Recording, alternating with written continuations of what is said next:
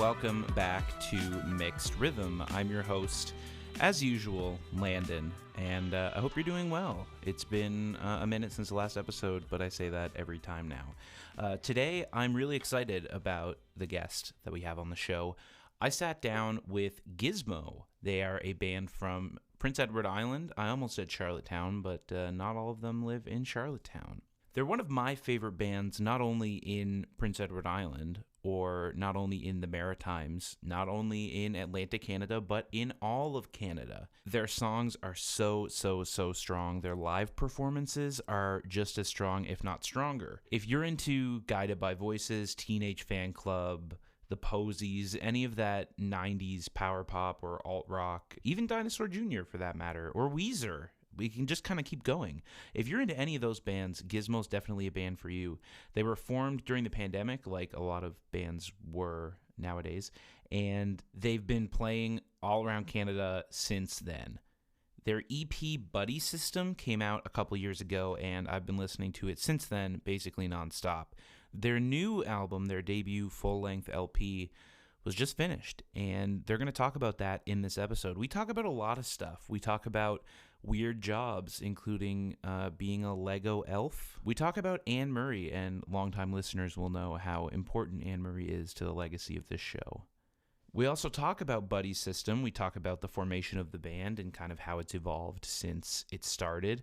We talk about movie soundtracks. We also talk about Marvel movies, which kind of came out of nowhere, but that's just kind of how it goes. And of course, we dive into their new album, which they just finished and worked on with Lowell Campbell of Winter Sleep and Alex Edkins of Mets with a Z at the end. I really hope you enjoyed today's episode. I really enjoyed it. It was nice to just sit down and talk about music and talk about a lot of different stuff with Gizmo. So I'm not going to hold you too much longer. I'll throw it to one of Gizmo's songs so you can kind of get a little sample of the band you'll be hearing speak for the next hour plus. And then I'll kick it over to my conversation with Gizmo.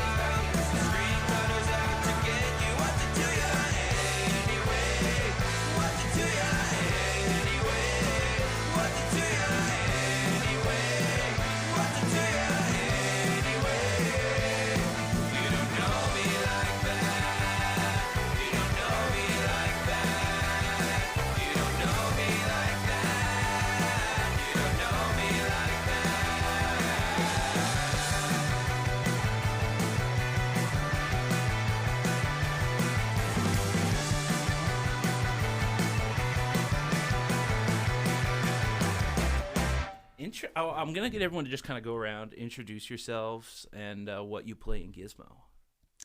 I'll begin. I'm Julien, and I sing and play guitar in the band. I'm Pat. I sing and play guitar in the band. I'm Spencer. I play bass in the band. And you sing? And sing. Yeah. I sing and play bass. Yeah. So when did Gizmo as a band officially form? The band officially formed in 2021, so the songs were the first batch of songs that we played when we first started playing shows were written in 2020, but we weren't able to get together and because of COVID. So 2021 we finally put those songs to life.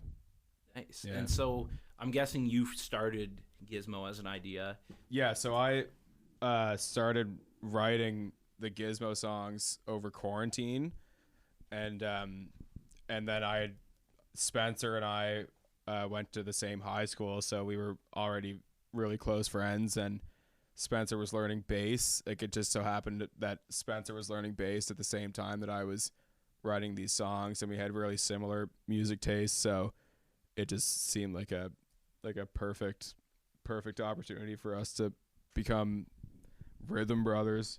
Rhythm bros. And then so Spencer and I would send him these demos of these songs that I had written, and he would learn them just for like without me asking, like just for pleasure.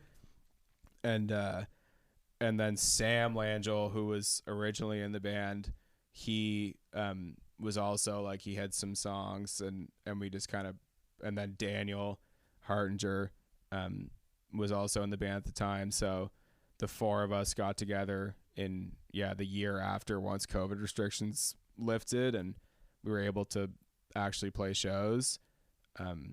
So yeah, it just kind of it was like a year in the making, and then once we were able to get things going, then we let it rip. Yeah, Pat, how did you come into play? Well, I moved to PEI in 2021.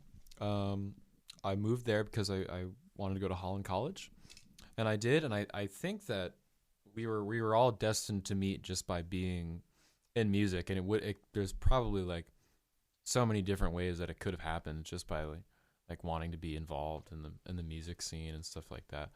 And I met people at Holland College, and then I probably had like mutual friends through that, as well as Daniel went to Holland College, but we didn't have classes together or anything like that. We just observed each other from afar. But I think I got connected to Julien first because with other students at Holland College, I did this Strokes cover show. Is that what you're going to say? Really Me funny. and Julien, we're at the Strokes. There's a cover really show that funny Patrick story, like the story that of Pat and I meeting was. Yeah, it was kind of sick actually. Yeah, it is pretty sick. It's like you'd think it'd come out of a movie or something. But Yeah. it was my 21st birthday, and in Charlottetown at Baba's there was this Strokes like tribute show happening, and it wasn't specific. It wasn't just like general Strokes songs. It was like, "Is This It?" front to back. Oh, hell That's yeah. right. And I was like, I've loved that record for years. I was like, that sounds like a great way to spend my birthday. And then on the same show, this band Sweet Nectar was also playing, and I did not know who Sweet Nectar was, so showed up, and then Patrick was singing in Sweet Nectar, and then I remember. Did you see that set? I did. I remember it being like Crazy. insanely loud. I was like, this is the loudest band I've seen in Baba's, like, but it's really awesome. Like, it's sick. And then the Strokes thing happened, and Patrick was playing bass in that. It's true. Wow. So it was basically Sweet Nectar, like, because all three of you guys were in that Strokes. Yeah, thing it was too. a Sweet Nectar lineup at the time, being myself, James, Garrett, and then two Couple others of- from PEI. Yeah. And, So we played last night. yeah. So and the singer, Nick. yes, yeah. So we were like, you guys were playing, and I was like, we were just in the audience just watching, and then the singer at one point like asked someone up front if they wanted to sing a song, and I was like, I'll go up and sing a song, just like drunk on my 21st birthday. And he was like, who said that, and then like I raised my hand, and he was like, come on up, and it was Last Night was the next song that they were about to do, and I was like, no problem, like I got this. So I went up on stage, and I turned to Pat, and I was like, hey, I'm Julien. And then he was like, I'm Patrick, and we shook hands, and then immediately started. Our playing introduction Last was Night. like on stage at Baba's Lounge, and then I saw you there again, like not long after, like a couple days, and I was like, oh, like, hey man, right. hey Where- guy. Was that when There was a Holland College show, and your dad was singing. my dad was like a special guest, like they were doing blues stuff or something, and yeah, so I guess we reconnected. Dude, and I remember I was like, wow, your dad can really sing. I was like, I didn't know your dad could sing like that, not knowing like any sort of lore related to like Rollins Cross. Yeah. So or what is the whatever. lore? The lore. So my father is the singer of the Celtic rock band Rollins Cross, who they've been around for a long time on the East Coast, and a lot of, I feel like most Maritimers above the, I guess not just Maritimes, like Atlantic Canada, most Atlantic Canadians above the age of like 40 and 50 would know them as like the band that played the Grand Parade in Halifax on New Year's Eve that aired on like breakfast television, like that sort of thing. Yeah. So my dad, like, still like the odd time he'll do some shows, but and like same goes for Rollins Cross. They're actually playing a show. They're playing tonight in Pugwash, and it's their first show. Or is Fox Harbor, is that in Pugwash? Probably Fox near. Harbor. It wouldn't surprise me. If Yeah, I it's think it's a nearby. resort. It's a resort of some sort, but It's like a golf resort. yeah. So they're playing that, and it's their first show in like 3 or 4 years, I think. So No way. So you Love probably to be grew up here, with- but hate to miss it. Yeah. It's unfortunate that Yeah. we're stuck in. sorry, we'll get them to Halifax. play Wouldn't let us Sportsman's in. or something. or- So you probably grew up with a lot of music in the house, right? Big time, yeah. My dad was always like, my dad spent a lot of time. My early childhood, he was like, he wasn't really performing with Rollins Cross much because they went on a hiatus when they were all like starting to have kids, and but then by the time I was like 7 or 8, they started doing shows again, and then that's when I was starting to get like exposed to their shows, and the family would like go on the road with him, and then yeah, there was definitely a lot of music around the house, and like on my mom's side too, there's a lot of like, they're quite musical, so yeah, it's definitely surrounded by it as a kid. Yeah. So did you grow up like just kind of knowing how to play guitar or whatever? Like, did you learn pretty young, or was it something you kind of went to on your own? I learned pretty young, and it started as my dad or like my parents getting me a guitar for Christmas, and then I was just like learned it by ear. I like figured out how to play Smoke on the Water, like just stuff like that. And then eventually when I was maybe like 10, I started doing music lessons, like proper guitar lessons and stuff, and then yeah, that only lasted like a couple years, and then I was just like, I think I'm not trying to be like a shredder, or like as long as I can lay chords down, then that works for me. So Yeah. yeah. So Patrick, where did you originally grow up? Town called Rothsay, New Brunswick.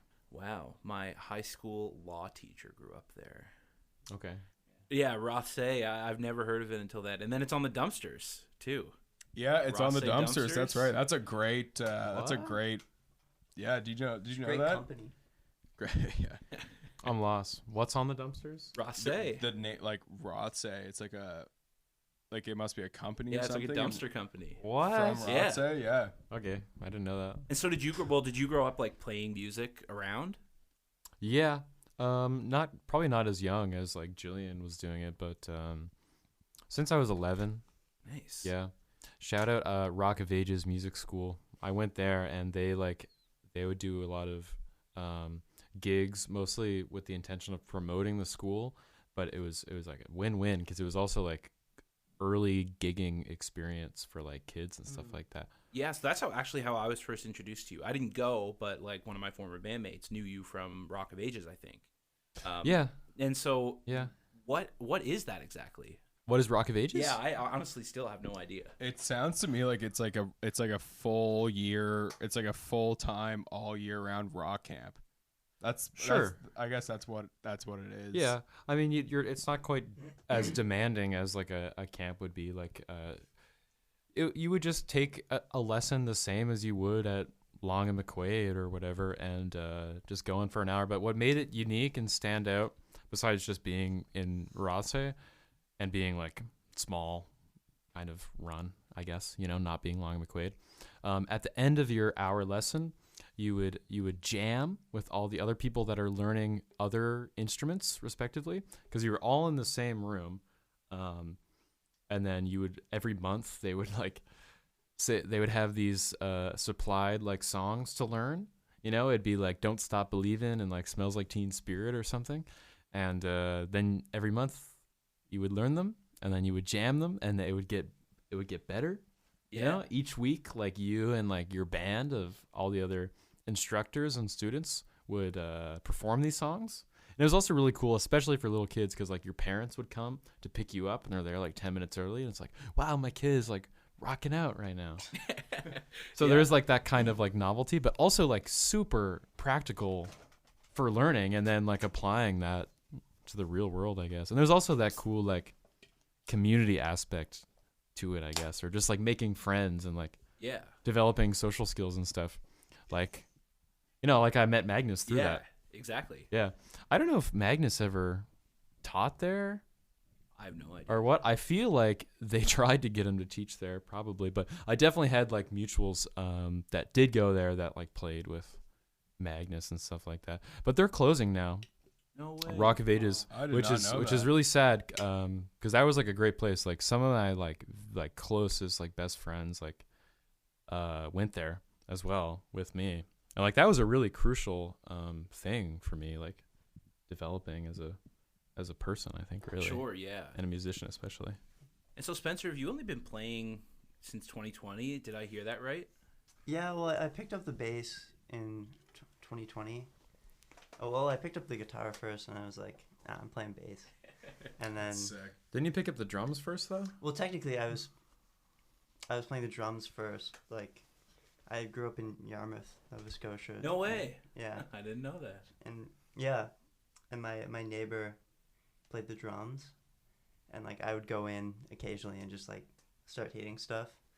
And he's actually, I don't know, this might be a deep cut, but he was in this band Burnt Black with Brian. I did not know that. Yeah, That's Brian crazy. from From Cold and yeah, like Brian Borchard Yeah, from Dusted. Dusted. And Yeah. Well, crazy connection. I just found that out like And can we swear on this? Oh yeah. And holy fuck. holy fuck. Yeah. I didn't know. That's yeah. wild. No, yeah. And we know can that. say what we want. Can we, do it- Because can we drink if we Bur- can drink? We can say whatever the hell we want. yeah, that's it. Yeah, no, this is only on streaming. You can say whatever Cool. the F you want. Ooh, I only said F for comedy purposes. I could I say get you. fuck. You can Yeah. say whatever the Yeah. hell you want.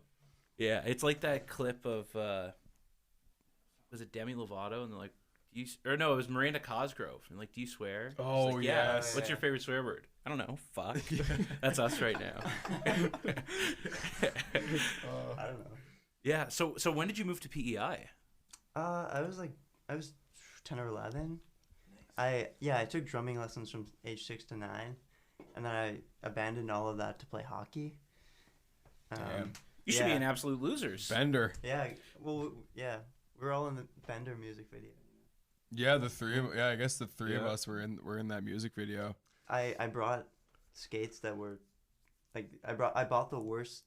Me and Patrick bought the worst quality Canadian Tire skates. Yeah. I didn't even sharpen mine, so I was like, Yeah, I he returned was- mine after shooting the the- video, and I got full price back. That's insane. Yeah. That video when we were it was on this rink, this outdoor rink really close to where I live in Stratford and where Sam and Josh live and Daniel used to live.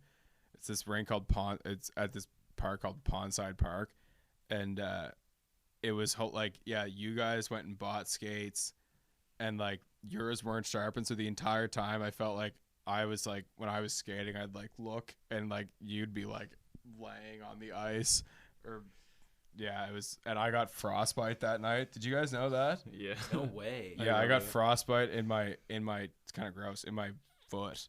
you got actual frostbite. Yeah, and like my foot was numb for like a month. Yeah, give me the rundown. I don't think I know anyone who's actually like had frostbite. What's it like? I didn't really realize it at the time, I was just like, my foot is so cold because this was end of February 2 years ago.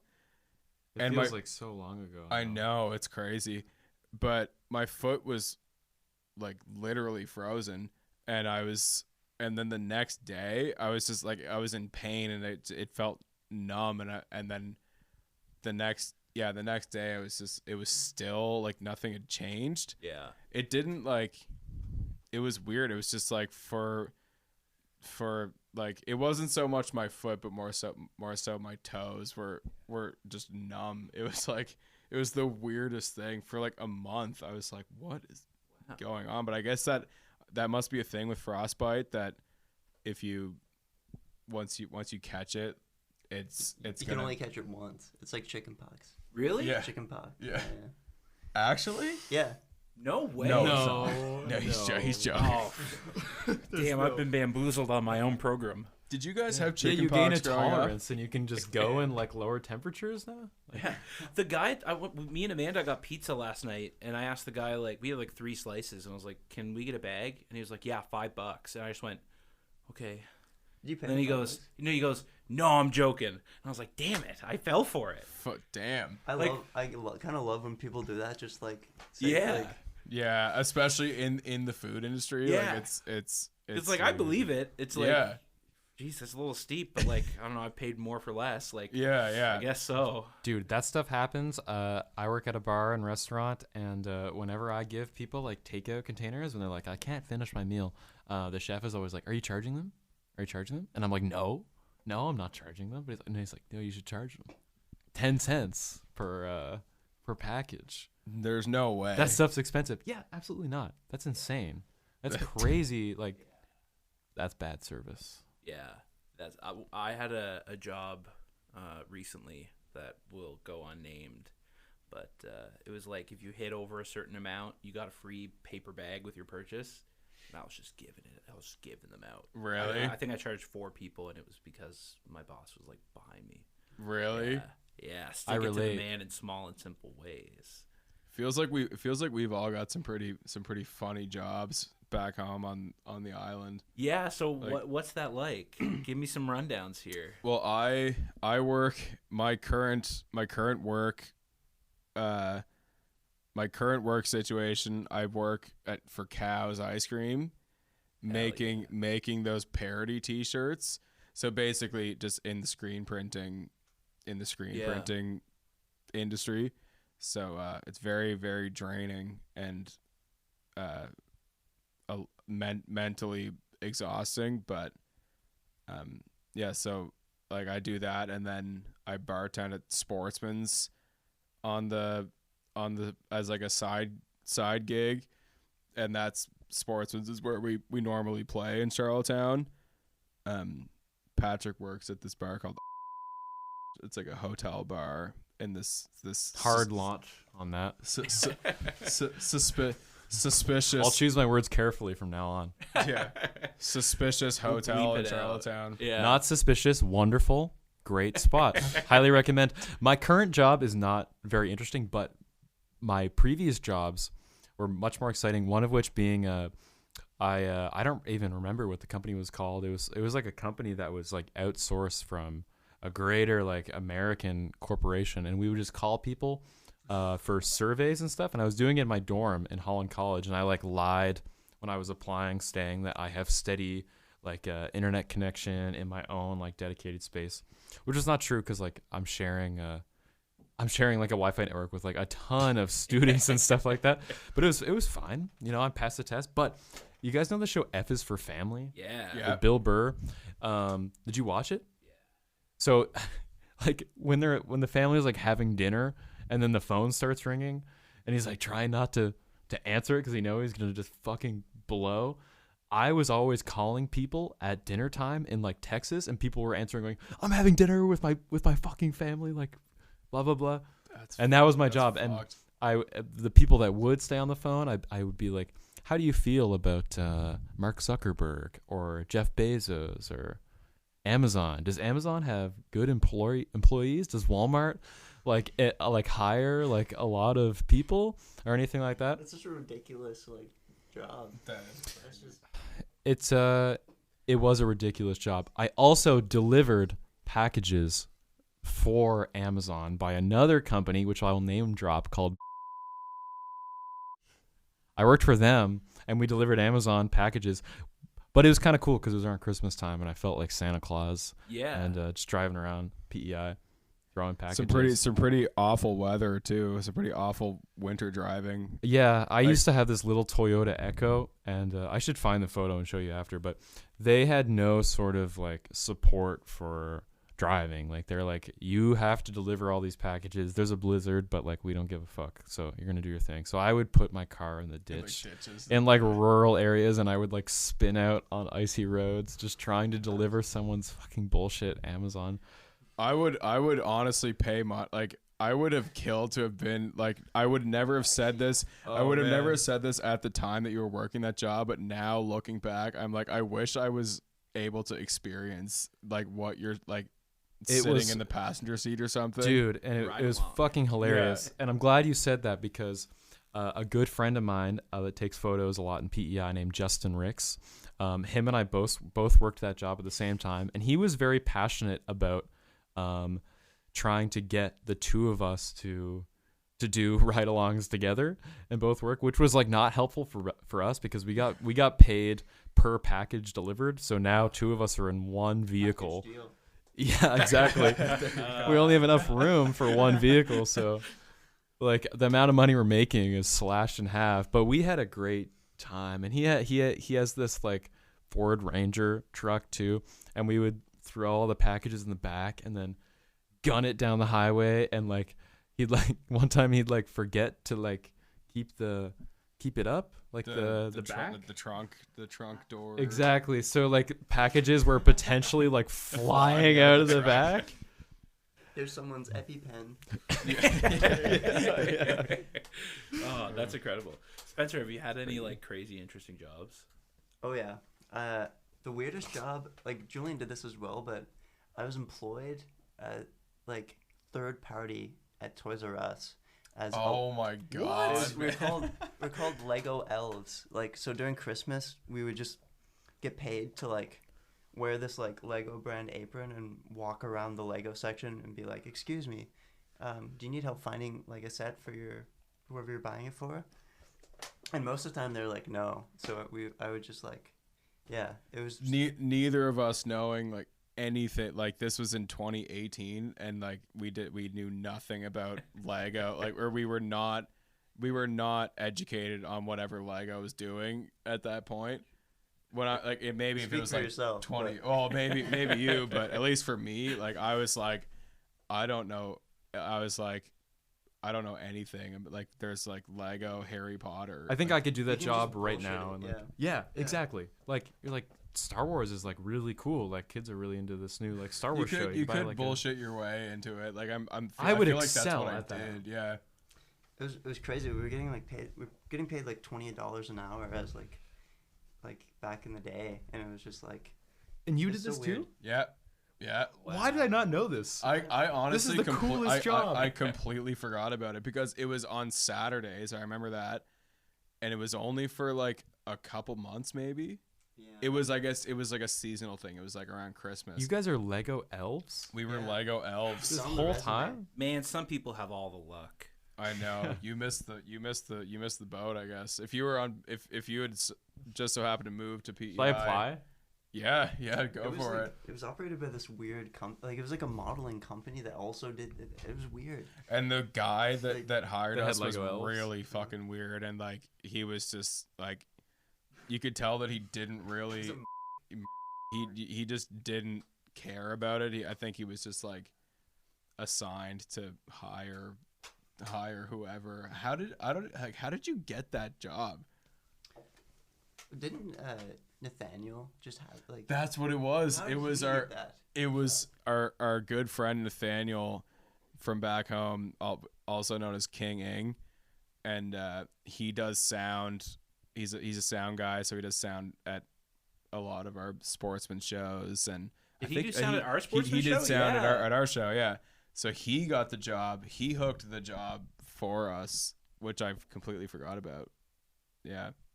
That's so baller. So we were Lego elves. I haven't had any like crazy jobs, just crazy job interviews. I did an interview a couple months ago, and it went pretty well. Like afterwards, I talked to the dude about winter sleep for like 30 minutes, and I was like, "This is great." And like then I did like 2 interviews with them, but I got like weird vibes when I was in person. It was like this office in like the middle of nowhere, and it was all white, and there was nothing like in it. There was like a table and like some chairs, I guess. And the CEO of the company was supposed to be there, but he was in Florida, so he FaceTimed us driving around Florida. Strange. I was like, all right, whatever. And then they just like never got back to me, and I like sent a couple follow-ups, and it was just like I was getting ghosted, and I was like, man, what the hell? Like winter sleep, dude. I thought you were chill. Yeah. I think you might have hallucinated that. Well, here's why I think I didn't. He recently got outed for like firing an 2 employees specifically, and owes them like each like 10 grand. Holy shit. That was found by like the business bureau, but they can't enforce it because they can't take money out of his company's account because he's not putting money in the account because he said it's like broke. So I kind of dodged a bullet on that one. Yeah, maybe. Yeah. God, The winter sleep is that's a pretty important name in the Gizmo world these days. You guys opened for them, right? We opened for them. Yeah. We opened for them in August of last year at the P.E.I. Brewing Company back home, and then we just recently recorded a record with Lowell Campbell. It was the drummer of Winter Sleep. Yeah, we've been pretty tight with Lowell lately, and we just played with his other band Contrived as well, which also has quite a few members from Winter Sleep. They're like a Winter Sleep. They're like Winter Sleep 2 Electric Boogaloo. Yeah, in Truro.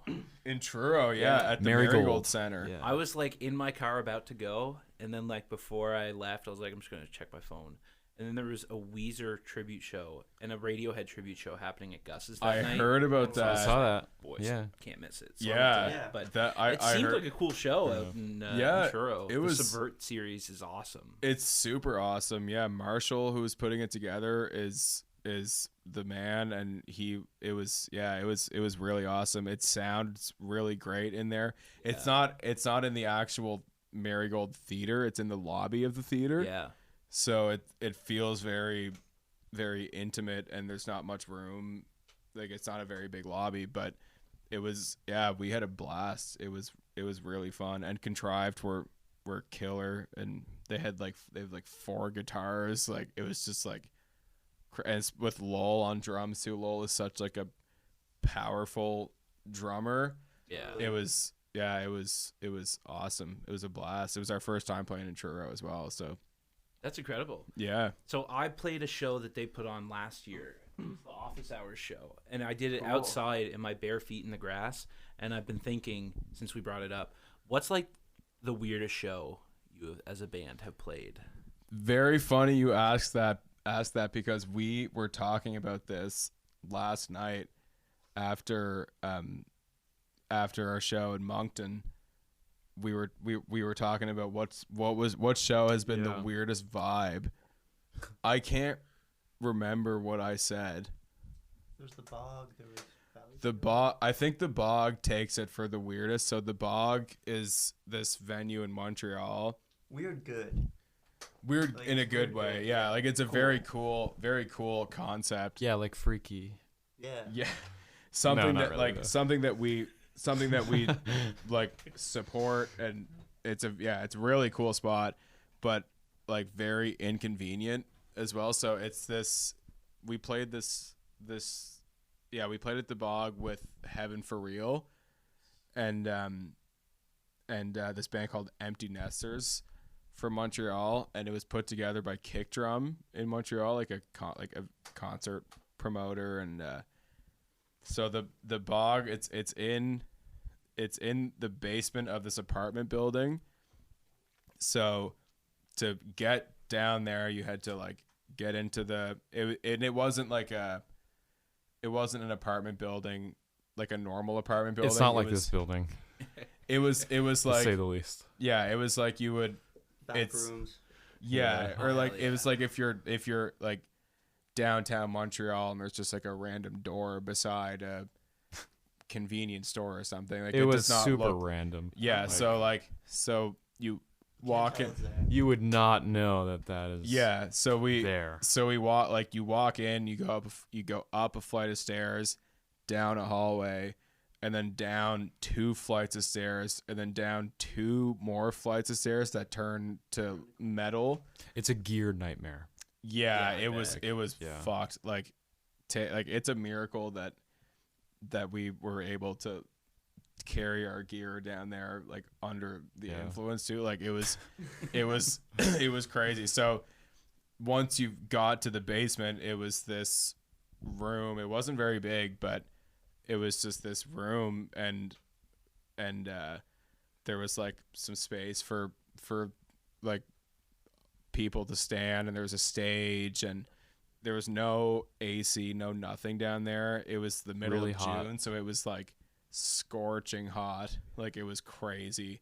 Like everyone was like drenched in sweat, but also like moshing at times. And Patrick and I were so dehydrated on stage that we any sort of like liquid we just needed in our system. Yeah. And the only thing we had on stage was a bottle of wine. So It's like, all we have. It's literally all. Yeah, it's like We polished the Josh. yeah, it was a bottle of Josh, and we opened it as soon as the set began. Like opened it, took a swig, and I did not intend to drink that much wine during our like 40-minute set, but it was just so hot down there. We were just like, need something. This is all we have up here right now. Like there's not. Oh, even, shoot. Refreshing at all. That's all we have. I know. Like Yeah. it's like. Probably warm, you know? Yeah, and it was warm, so wine. we just like polished this bottle of Josh, and then by after our set, we were just like drenched in sweat, but also intoxicated. Like it was just the weirdest thing ever, and it was also in a weird part of Montreal. It was kind of West Montreal, so it was a great turnout, but it was also a weird, like hard to get there. But it's kind of like I think it's a thing over there where it's like if there's a show at the Bog, people are gonna go, and it was bring your own beer. So that's why we had the wine, which is kind of cool. Like it's pretty That's cool, awesome. but yeah, that's probably the weirdest. I can't really think of anything else. That's weird enough. I think that passes the weird test, Yeah. definitely. What you guys have toured? I want to know, like, what are like your top 3 tour hacks? Tour hacks. Like making everything run smoothly, or like shit you just like need to have ready that you're like, I didn't think of this going on a tour. Definitely got to have snacks in the vehicle. I think that's important. Expenses will go way up. Yeah. I'm trying to think. I feel like there are tour hacks that we should be vouching for, but we don't. I don't know if we don't do. quite have that experience yet for Sure. Yeah, girls like for hacks.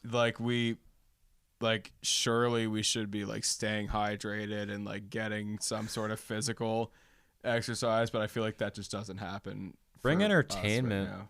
If you can. Yeah, you got to have the proper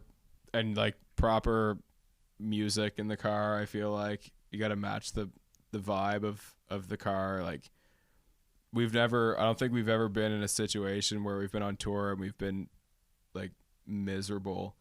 Maybe one time for me, because the first time we toured in Ontario and Quebec was with Book Buddies from Dartmouth, and I was sick as a dog. Like I had a really bad cold, and it just started to kick in when we were playing our Toronto show. We had played the Horseshoe, and I was like, I can just, that feeling. It's like you feel like you're just gonna get destroyed by some sort of sickness. So the next few days I was pretty. You guys could probably say more about it than me, but like I was pretty miserable. To add to your, I think you in the car.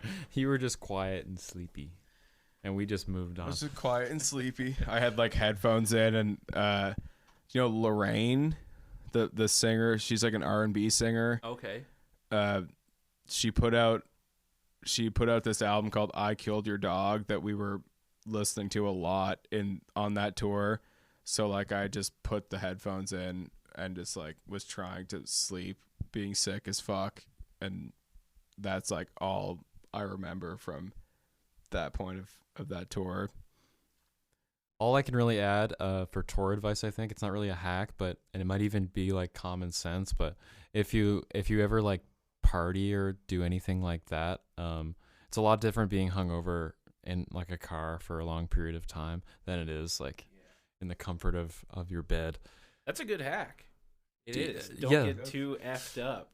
Just discipline yourself. Yeah, you kind of have to make your energy last, because it's not like big you're gonna get in time. that quiet time by yourself to recharge. Like you're with the gang the whole time. Yeah, it's really easy to burn yourself out in one night because you were like, let's go.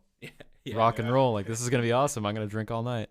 Yeah. And then that also affects like performance too. Like if you're like, if you drain the social battery in one night and then you're like hungover all day and then you got to play a show the next night, like it's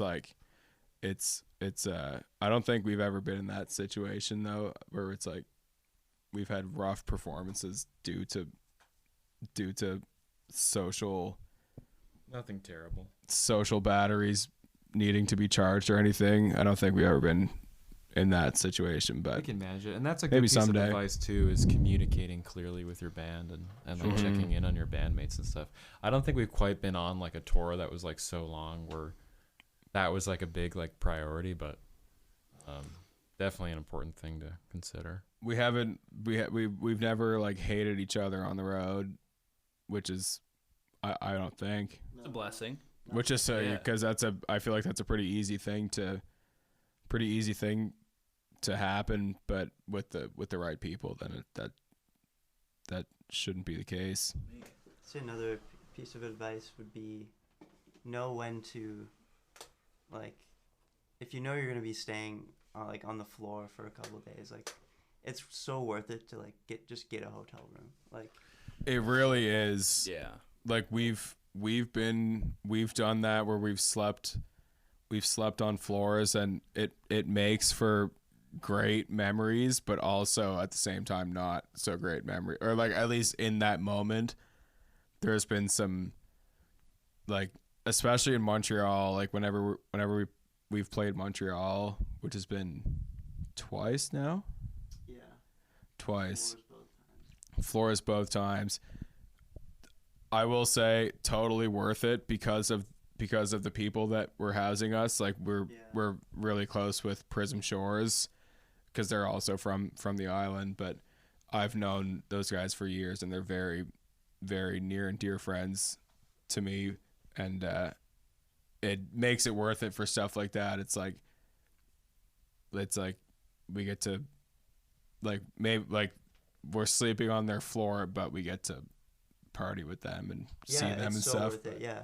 I love sleeping on floors, but getting like That's my favorite. Really? yeah, I mean, I love like I do it at home. I don't know why I sound like that, but like Sometimes hotels are perfect because it's like it's like a checkpoint, you know. What is Yeah. the advice here? Is it book a hotel? Like don't like it's worth maybe like in the middle like Try to don't- plan ahead. Don't rough it too much, like you know. Yeah, that is great advice. Like, if make you sure to feel comfortable. Like you should feel, even if you got to pay a price, like you should. It's important to feel comfortable on the road. Yeah, Yeah. exactly. If you can splurge on a hotel like one night, you know. The reason he's saying this is because we have to check into a hotel after this. No So way. it's probably just on his mind. Yeah. We're staying I'm at the just trying to like convince myself that staying at the to bite the bullet. Did you guys see those emails? No. Okay. Did we pull the Did you pull the trigger? He pulled the trigger. What happened? In what way? He booked it? Okay. Oh, he booked it for us. Yeah, I got to get your card on file though. Oh, great. It's Yeah. booked, I'm but part of this conversation too. Yeah. I'm in on it. Yeah. No, Yeah. Yeah, I guess so. I mean, we talked a little bit about like the process of kind of writing Buddy System. I want to know about this new record. It's your debut full length. You recorded it out with Lowell in Great Village, I guess. Mm-hmm. What was the process of like getting those songs ready and getting them together, like compared to Buddy System? Can I have a beer? Yeah, of course. Thanks. We're running low, by the way. We might have to. That was me answering the question. That's what it was like. We were just like, where's the beer at? So the process of writing the songs for our album were definitely a lot different from Buddy System. Buddy System felt very much like it was a spur of the moment thing. Like I had written these songs in this like certain span of time, but this album it was over the span of like we've been playing these songs for about like 2-3 years now. Probably I'd 3. say almost like the new songs. Yeah, or just like there's songs on this album that we had been playing since like I think like December of 2022. That's true. Yeah. Like the first song on the record is called Antiques Roadshow, and I originally wrote that song, or like came up with the general idea of it in September of 2022. So basically like 3 years ago. But Wow.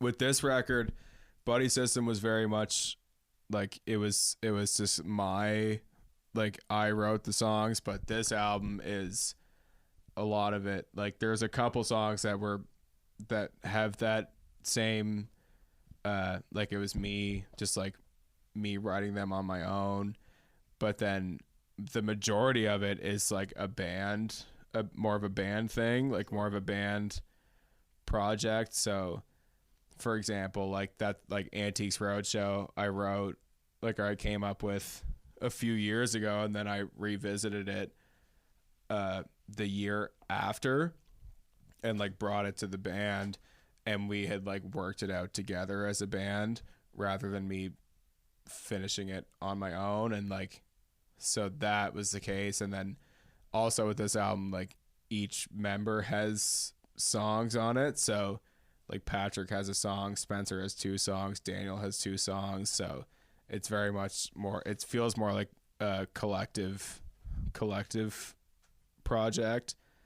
And yeah, that's basically it. It was like a few years of that, and then eventually we were like, we gotta put these out there. So working with Lowell, and we also were Alex Adkins from Mets produced it, so working with those 2 guys felt like the perfect, like it felt like they were very understanding of like what we envisioned for the songs, like what we wanted the songs to sound like or the album to sound like, and they're just so tapped in, and we all listen to the same stuff. So felt very fortunate to work with them.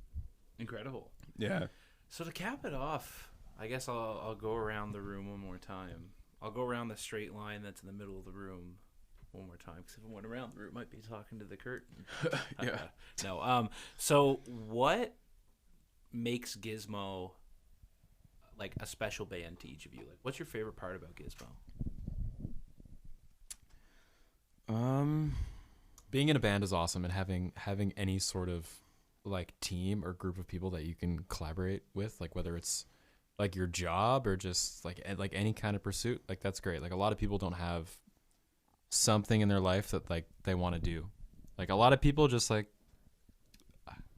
actually I'm gonna stop myself and think before I speak. But for my own personal life, like if I wasn't playing in a band, I would be living at home, and I would be like working my job. So like there's nothing better than like playing in a band. It's an inherently social thing, and it's a great way to like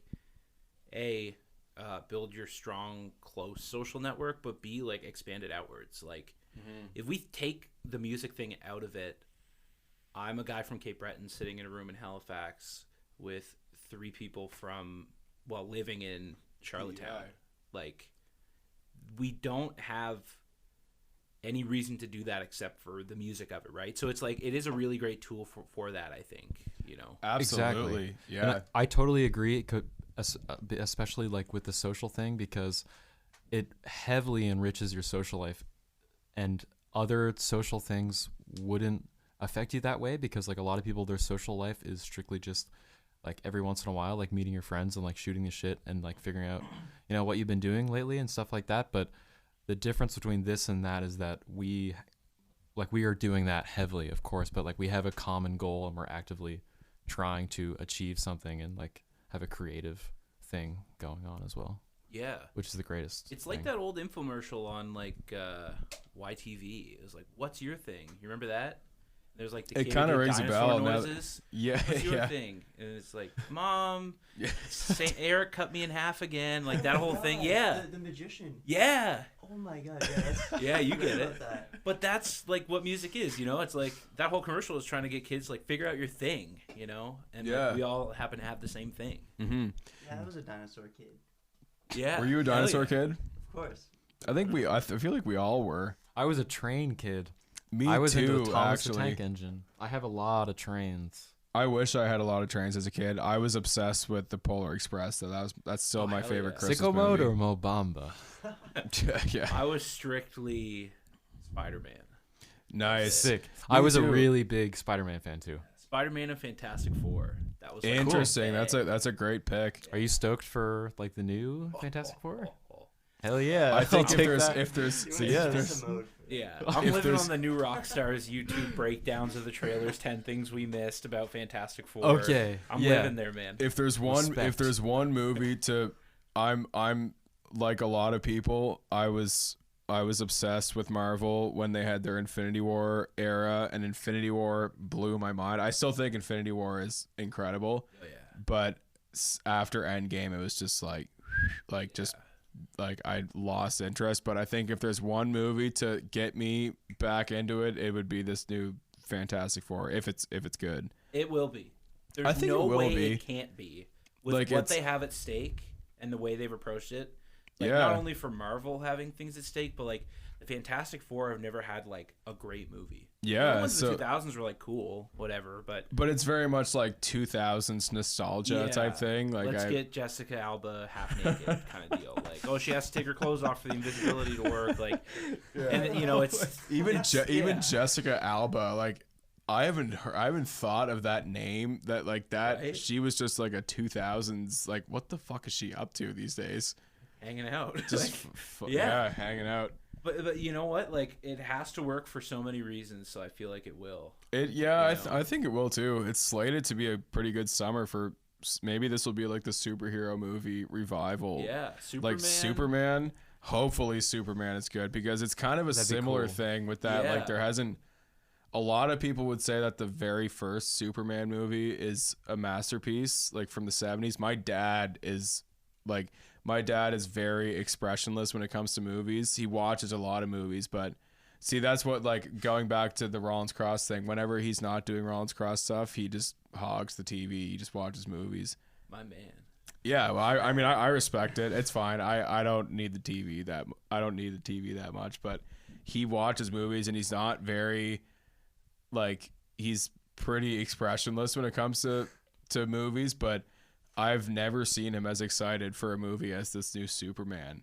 Like, Hell he was yeah. he was like, did you see that new Superman trailer? He's like, oh, I fucking love Superman. Like, it's just like, I was like, that makes me even more excited for it. Like, yeah. Anyway, hopefully it's good. Hopefully it doesn't suck, because my dad is one of those guys that would say the first Superman movie is like a masterpiece. I think Man of Steel is good. Yeah. It's got Like- that Chris Cornell song from the... Oh yeah, yeah. What movie was that? It was like the grunge movie in the 90s. Singles. Yeah, Singles. Singles, It's got yeah. the song from Singles, Seasons, Yeah, in that yeah. movie. That's right. Yeah. Well, that's crazy. That's something that hopefully someday we can get on a movie soundtrack. That'd be fun. That's Yeah. the dream. Yeah. Over the Hermit. Hedge too. Yeah. Thrasher, were did, they on a Mallrats, yeah. really? Oh, yeah? I What- didn't. I love that song. It's What so song good. is it? Hated it? Yeah. Okay, it's I did one not would know that. Interesting. That's Yeah. cool. Weezer's on it too. Susanna. Blue Album Deep Crazy. Cut. But it's just Really? like, yeah, it's wild. Like, they're on the. That would be cool to get on like a cool soundtrack. Like, Yeah. You know? They're trying to But get on that's- Stranger Things. That's also not a thing anymore though. Like They don't- in the 90s there were so many movie soundtracks that were just songs by just these crazy stacked like Train Spotting. Oh, That Yeah. soundtrack is like unbelievable, or even like Dazed and Confused, like stuff like that. But there hasn't, I feel Slow like, Ride. yeah. But I recently rewatched Boogie Nights, and that soundtrack is unbelievable. It's all just like disco 70s stuff, but there hasn't been a movie in so long where like the soundtrack has been like a bunch of Sure. select songs from different artists. Someone's got to do that. Like Bring that Barbie, back. maybe? Yeah, even I guess then, like, Barbie. That only had like a couple hits from it. You know? Yeah. There were, like a few songs that really hit from that soundtrack, but like. Yeah. overall- Did you guys see Barbie? I've never yeah. seen Barbie. I was, You guys Yo, went to we- Barbie. we didn't were- I you? was right with you. Yeah, It was you- right next to you. Didn't you guys What the fuck? Barbenheimer it? We did Yeah, hell yeah. we did do Barbenheimer, but one thing that people do not talk about enough is the fact that the pavement like Yeah, the Stephen pavement Malkmus. yeah, or like it's Slanted Enchanted, like some guy it's mansplaining. the montage of Barbie's Yeah. of Ken's mansplaining, and one of them is like Stephen Malkmus is one of the greatest indie rock songwriters, and like holding a copy of Slanted and Enchanted. Yeah. That's insane. Yeah, That's that's crazy. Fucking crazy. Like that is I wonder if that gave them numbers. I would hope so. I would If like imagine like with the amount of people that saw that movie, at least like 40 people have been like, pavement. What is that? yeah, like you would think, like I would hope that it would give them some numbers. TikTok has been that Yeah. like harness your hopes. We were talking about this last night, how Pavement were just on Stephen Colbert the other night Yeah. and performed Harness Your Hopes, and Pavement are like I'd say a pretty big influence for us, or just we all like the slacker rock. yeah, Yeah. like that was a very early Gizmo influence, like Pavement and Guided by Voices. That like lo-fi 90s slacker rock stuff was like basically what formed the band. Yeah. Like those Buddy System songs, it was like I wanted to write songs like Guided by Voices. Like that's what kind of jump started the band. But it's Yeah, watch me jumpstart. watch me jumpstart. But I've loved Pavement since I was like 13, like since I was a teenager, and I only heard Harness Your Hopes for the first time like 4 or 5 years ago, Yeah. because it's a B-side. It was the B-side on Brighten the Corners. Now it's like their claim to fame, Yeah. which is it's crazy. On this topic, the fact that like Julie Durand now has like Yeah. 75 She- million plays on one of her like obscure, like Yeah, random album yeah. cut. I recently just noticed that on What's that from? Uh, August 10th by Oh, Julie TikTok blew it up. Durand. Yeah, Yeah. it's really lo-fi. It's a cool song. Wow. But I'm happy that she has that. Yeah. It's funny, like there's a lot of like there's like art. It's like Duster, for example. Duster Yeah. where Oh, like yeah. Duster are huge now, and they're playing these huge venues solely because of TikTok, like Alex because G. of even Yeah. Alex G, like it's crazy how that stuff works. I'm always saying Anne Murray needs a TikTok. Oh. Needs a TikTok like Yes. moment. Well, she had the Family Guy moment. But She did have she needs a TikTok moment. She needs like the modern day, because people don't realize that she is the biggest maritime artist of all time. Oh yeah. Like Elvis Presley's favorite woman singer. yeah, same with pretty sure it's the same with like Ronald Reagan. Like Ronald Reagan's favorite singer was Anne Murray. Nice. But she's like she still like she lives here in Halifax. Like she lives on, funny enough, road, You're and doxing her right now. I won't say where, but I guess I am doxing her. Yeah. But anyway, Anne Murray needs to have. Is that not public information? I think a lot of people know that around No, Halifax. yeah. Okay. I It's know just- as of now. But yeah, Anne Murray needs to have that TikTok clout. Like Yeah. Snowbird, like that's a hit. Raining in my heart. Or like I just fall in love again. Yeah. You needed me. Like there's so many of man. those songs are just beautiful. And Is that your favorite thing about Gizmo?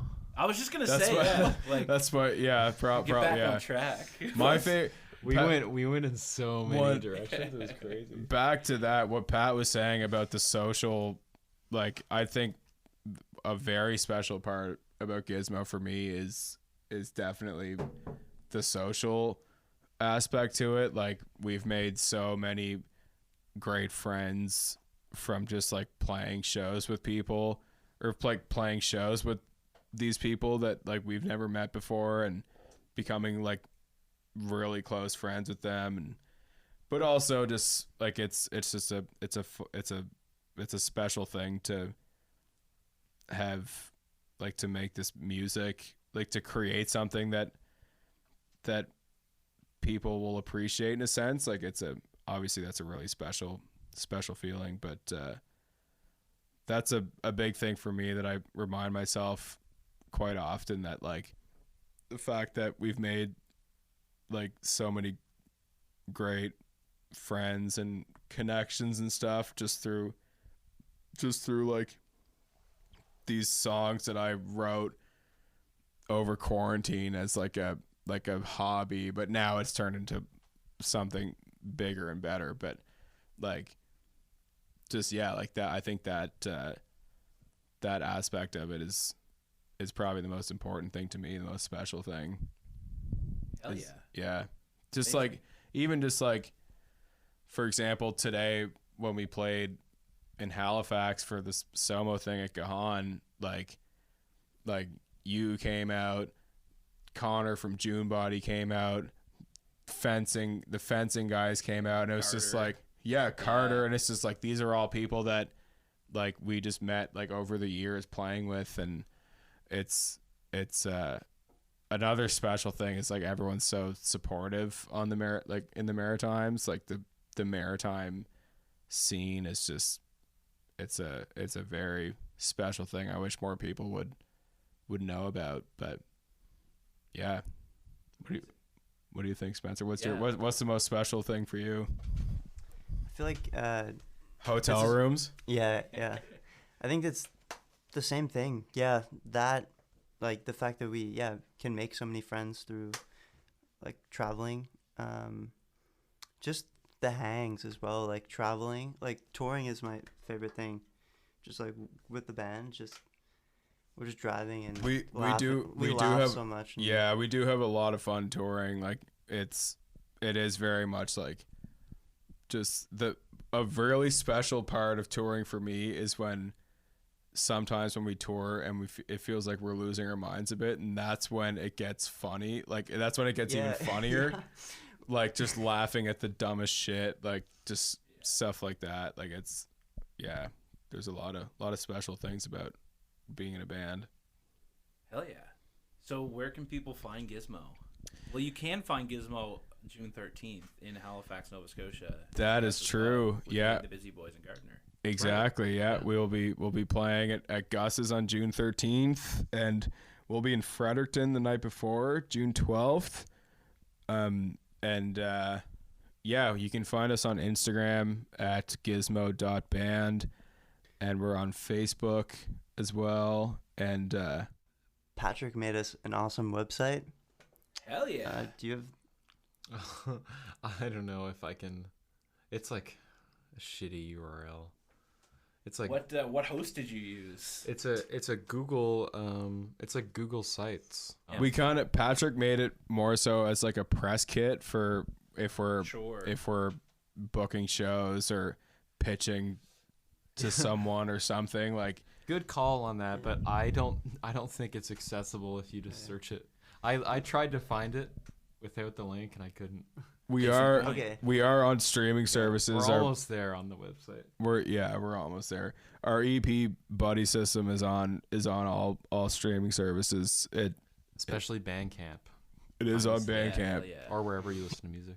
Yeah, and our new album will also be on streaming services, which does not have a release date, but we're getting there. Yeah. I think that's it. Hello, everybody. Thank you very much for listening to this week's show. If you want to find Mixed Rhythm on Instagram, you can at Mixed Rhythm. If you want to send us an email, it's miscrhythm, miscrhythm@gmail.com. You can find us on YouTube, youtube.com/themixedrhythm, and on Facebook, facebook.com/themixedrhythm. You can also check out our website, mixedrhythm.wordpress.com. Thank you very much for listening. We'll see you again next time.